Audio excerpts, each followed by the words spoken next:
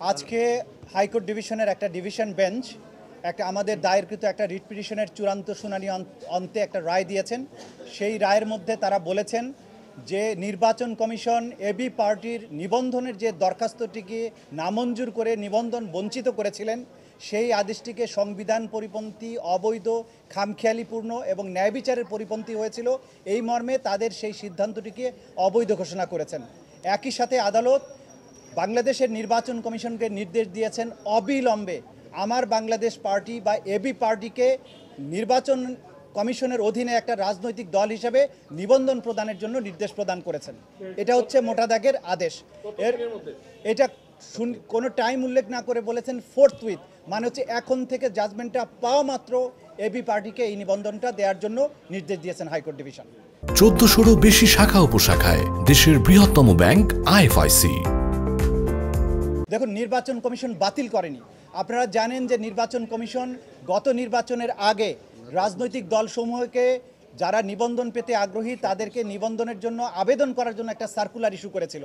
সেই সার্কুলারের ভিত্তিতে বাংলাদেশের অনেক রাজনৈতিক দল ইলেকশন কমিশনের আন্ডারে নিবন্ধন পাওয়ার জন্য দরখাস্ত করেছিল। তার মধ্যে আমার বাংলাদেশ পার্টিও সেখানে দরখাস্ত করেছিল। 93টি রাজনৈতিক দল সেখানে তালিকাভুক্ত হয়েছিল দরখাস্ত যারা করেছিল নিবন্ধন প্রাপ্তির জন্য।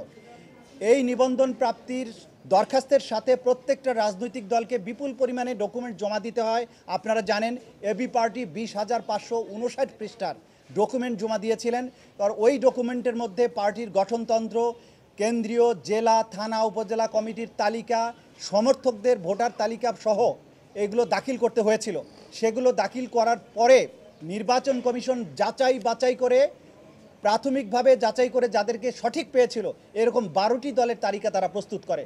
এই 12টি দলের মধ্যে এবি পার্টি তালিকায় 1 নম্বরে অবস্থান করেছিল, যেটা ডেইলি স্টার পত্রিকাও নিউজ করেছিল।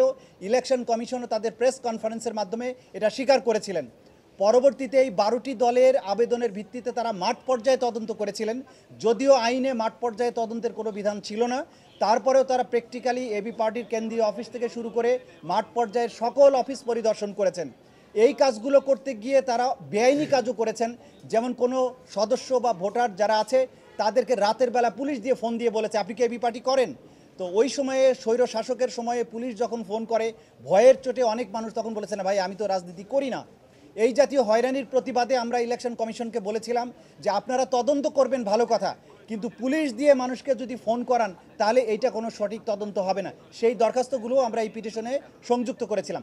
তো যাই হোক, সমস্ত ফিল্ড লেভেলের রিপোর্ট সহ এবং আমাদের দাখিলকৃত কাগজের পরে আইন হচ্ছে যদি এই কাগজপত্রে কোনো অসঙ্গতি না থাকে এবং কোনো দলের নিবন্ধনের ব্যাপারে আর কেউ আপত্তি না জানায়, ইলেকশন কমিশনের একমাত্র দায়িত্ব যে 2008 সালের যে নিবন্ধন বিধিমালা আছে সেই অনুযায়ী রাজনৈতিক দলকে অবশ্যই তার নিবন্ধন দিতে হবে। তারা আমাদের দলের বিরুদ্ধে কোনো আপত্তিও দেয়নি। আমাদের কোনো কাগজপত্র ভুল এ কথাও তারা বলেননি।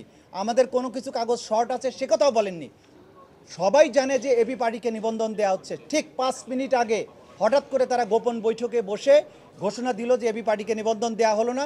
দুটো রাজনৈতিক ভুইফোর দল, যারা জানেন, আপনারা নাম জানেন, আমরা অন্য দলের নাম নিতে চাই না, যে দলগুলোর মাঠে কোনো অস্তিত্ব নেই, যাদের কোনো রাজনৈতিক কর্মকাণ্ড আজ পর্যন্ত নেই, তাদের নিবন্ধন দেওয়া হয়েছিল।